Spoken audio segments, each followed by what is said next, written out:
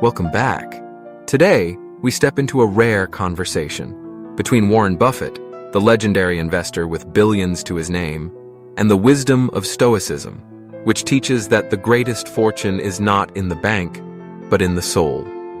Let me ask you, if tomorrow you lost everything, would you still have peace of mind? Before we begin, if reflections like this speak to you, make sure to hit like and subscribe. That way you won't miss the lessons we uncover together.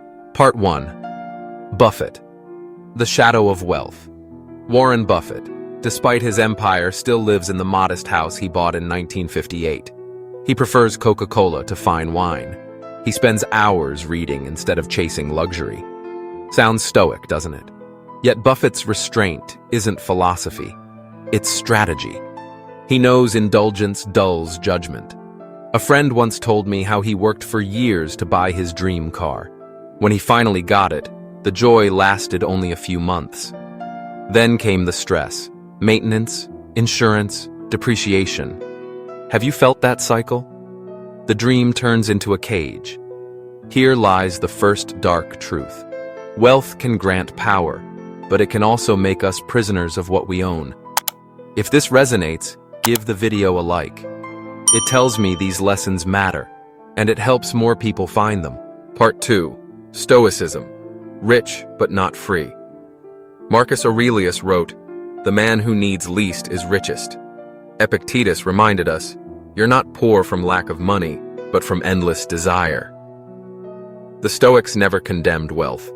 They simply warned, if your happiness depends on what lies outside you, you'll always be chained. Buffett can pile up billions, but he faces the same truth the Stoics saw. Money cannot make him immortal, nor shield him from fear. I once worked with a retiree who spent decades saving for financial freedom. When he finally had enough, he realized he didn't know how to live without work to cling to. Money had bought him options, but not peace. True freedom comes when losing it all cannot break you. If you're new here, subscribe now. I share timeless Stoic lessons for modern life, especially valuable for those of us searching for peace after 50. Part 3. The crossroads.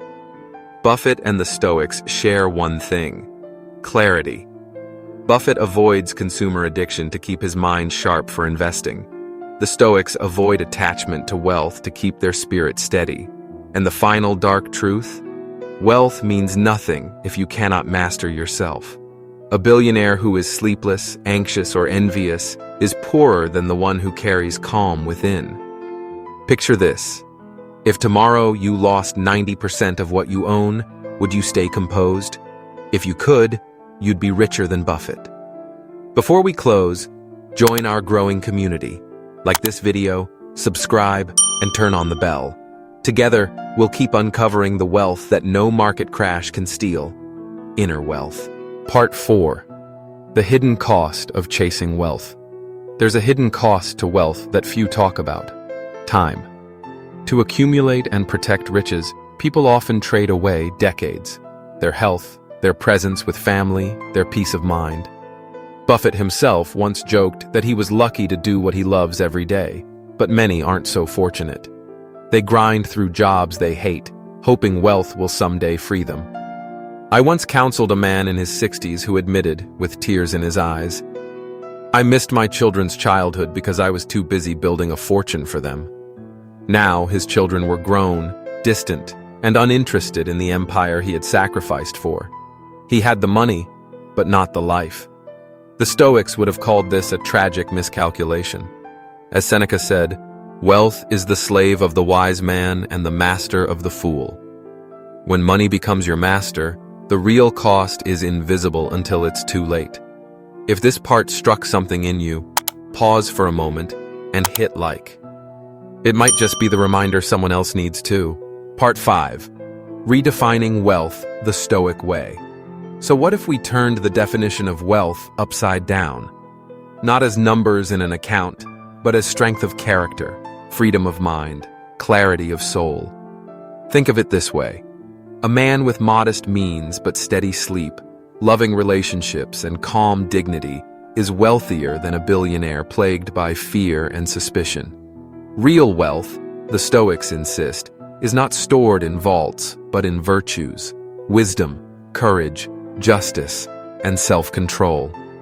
Buffett says, "The best investment you can make is in yourself." The Stoics would nod, but add, "And the best return comes not in dollars, but in peace." So let me ask you, what would happen if you treated your inner life like a portfolio? Would you diversify with patience, invest in resilience, cut losses on anger and envy? If questions like this help you rethink life, subscribe now and join our circle. We're not chasing more money here. We're learning how to live with more meaning. Thank you for staying with me. Remember, wealth itself is not wrong, but it is never the destination. Stoicism teaches us that the truest fortune is self-mastery, the calm that no storm can touch. Now I want to hear from you. Where do you believe real wealth lives? In the bank or in the ability to stay at peace in the storm?